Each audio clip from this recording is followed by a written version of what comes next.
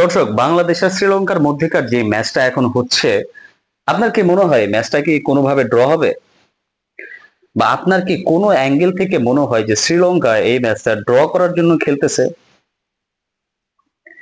যদি আপনি সেটা মনে করে থাকেন যে বাংলাদেশ প্রথম ইনিংসে 495 রান করেছে, 495 রান অনেক বড় একটা সংগ্রহ। হ্যাঁ, ঠিক আছে দর্শক, আমি মেনে নিচ্ছি অনেক বড় একটা সংগ্রহ, বাট বাংলাদেশ যে প্লটটা পেয়েছিল সেই প্লটের প্রেক্ষাপটে কি আসলে 495 রান খুব বড় স্কোর ছিল? একটা পর্যায়ে ছিল বাংলাদেশের স্কোর ছিল 458 রান, 4 উইকেট। সেইখান থেকে বাংলাদেশ আপনার 495 রান করছে অল আউট। মানে কি বুঝলেন? পরবর্তী ছয়টা উইকেট পড়ে গেছে বাংলাদেশের 37 রান করতে গিয়ে। এখন বিষয় হচ্ছে, কথা সেইটা না, কথা হচ্ছে যদি বাংলাদেশ 495 রান করার পরে শ্রীলঙ্কাকে চাপে রাখতে পারতো, প্রেসারাইজড করতে পারতো, তাইলে একটা খেলা হইতো। বাট শ্রীলঙ্কা কি করছে, প্রথম ইনিংসে ব্যাট করতে নেমে 93 ওভারে শ্রীলঙ্কার সংগ্রহ হচ্ছে 368 রান। হ্যাঁ দর্শক, প্রায় 4 করে রান, মানে 4-এর কিছুটা উপরে আমি বলবো। মানে শেষের দিকে এসে কিছুটা রান রেট কমে গেছে, যেহেতু তাদের দিন শেষ করার দরকার ছিল, দ্যাটস ওয়াই তারা ওইভাবে রিস্ক নেয় নাই কিংবা রান করার চেষ্টা তারা করেন নাই। যেই একটা ইন্টেনশনে শ্রীলঙ্কান ব্যাটসম্যানরা ব্যাটিং করছে, মানে আমার কাছে মনে হয় যেন যেখানে প্রশ্ন আসতেই পারে, যেখানে ট্রেন শ্রীলঙ্কা একদিনে 368 রান করলো, সেখানে বাংলাদেশ 2 দিন পার করে মাত্র 495 রান করলো। সমস্যাটা কোন জায়গায় ছিল?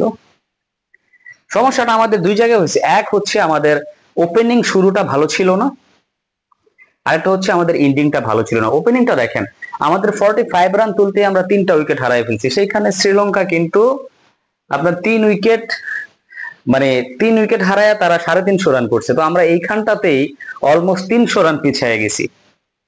যদি আমরা ওপেনিং একটা ভালো স্টার্ট পাইতাম, ডেফিনেটলি ফর শিওর আমাদের এই স্কোরটাও 600 বা 600+ হইতে পারতো। তারপরে সেই সমস্ত কথা বলে লাভ নাই। যেই সময়টাতে মুশফিকুর রহিম 160 রানে ব্যাট করতেছিলেন এবং লিটন কুমার দাস 90 রানে ব্যাট করতেছিলেন, ব্যাক টু ব্যাক 2 বলে 458 রানে পঞ্চম উইকেট, 458 রানে ষষ্ঠ উইকেটের যখন পতন ঘটে গেছে বাংলাদেশের, মূলত খেলাটা আসলে সেই জায়গায় একদম ড্যামেজ হয়ে গেছে, নষ্ট হয়ে গেছে। এখন যে পর্যায়ে আছে, আপনি যদি মনে করেন ম্যাচটা ড্র হইতে যাচ্ছে, এটা আসলে কোনোভাবেই আপনি বলতে পারেন না। দেখেন দর্শক, একটা গলের এই যে পার্টিকুলার যে পিচে খেলা হচ্ছে, গলের এই পিচটা কিন্তু প্রথম 3 দিন পর্যন্ত বেশ ভালো ব্যাটিং সহায়ক থাকে, বেশ ভালো ব্যাটিং সহায়ক থাকে, আগেও দেখেছি আমরা। বাট এখন যদি আপনি মনে করেন টিম শ্রীলঙ্কা কয় রান পিছিয়ে আছে বাংলাদেশের চাইতে, 127 রান পিছিয়ে আছে। উইকেটে এখনো Kamindu Mandy's, Dhananjay D Silva batting করতেছেন। তারা যদি সামহাও আগামীকালকে মর্নিং সেশনটা পার করে দেয়, তাহলে আপনি যদি ধরেন বাংলাদেশ তারা যদি 60 ওভার ব্যাটিং করে, যে সোর্সে তারা ব্যাটিং করতেছে, তারা যদি বাংলাদেশকে 100 রানের লিড দেয়, 100 রানের লিড যদি বাংলাদেশকে দেয়, তাহলে বাংলাদেশের ভাই ম্যাচ বাঁচানোটা অনেক টাফ হয়ে যাবে, অনেক টাফ হয়ে যাবে। দ্যাটস ওয়াই আমি বলতেছি যে ড্র তো প্রশ্নই আসে না। আমার কাছে মনে হয় যেন বাংলাদেশ একটা মোটামুটি ভালো বিপদে পড়ে গেছে, যদি না আগামীকালকের মর্নিং সেশনে তারা 2-3টা উইকেট শ্রীলঙ্কার উঠাইয়া নিতে পারে।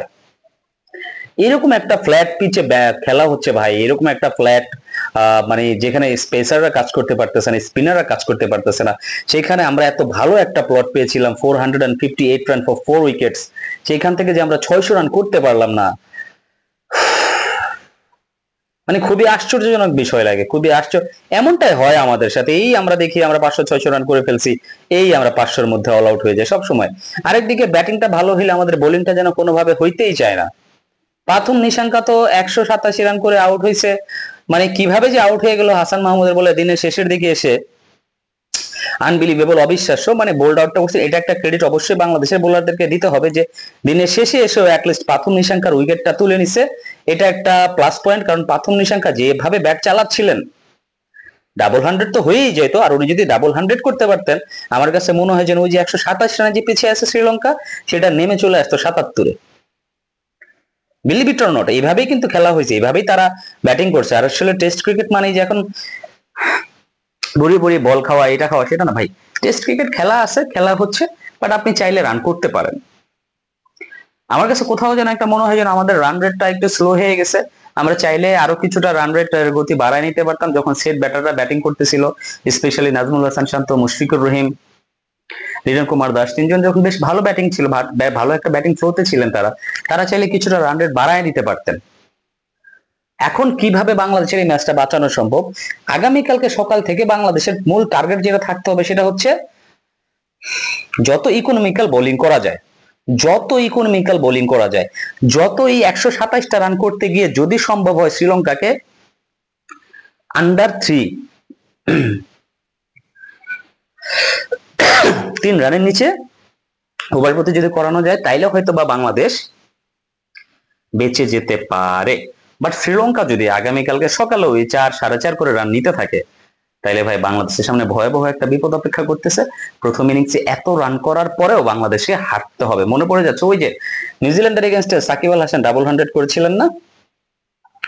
করেছিলেন, কিন্তু মুশফিকুর রহিম সেই ম্যাচে ভালো একটা ইনিংস খেলেছিলেন। সাকিব এবং মুশফিক মিলে বেশ 200 প্লাস রানের, 250 প্লাস রানের একটা পার্টনারশিপ করেছিলেন। বাট প্রথম ইনিংসে কিন্তু আমরা প্রায় কি বলবো, আমরা 600 রান করেছিলাম মেবি।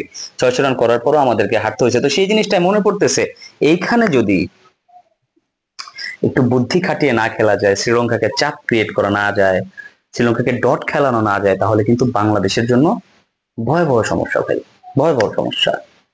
তো যাই হোক দর্শক, দেখা যাক। কালকে তো আসলে পেনাল্টি ম্যাডাম ডে, মানে অনেক কিছু ডিসাইড হয়ে যাবে আগামীকালকের ক্রিকেটের উপরে ডিপেন্ড করে। তো দেখা যাক কি হয়। আপনাদের যাই মনে হয় না কেন একটু কমেন্টস করে জানাই দিবেন। সবাই ভালো থাকবেন, সুস্থ থাকবেন। সালামু আলাইকুম।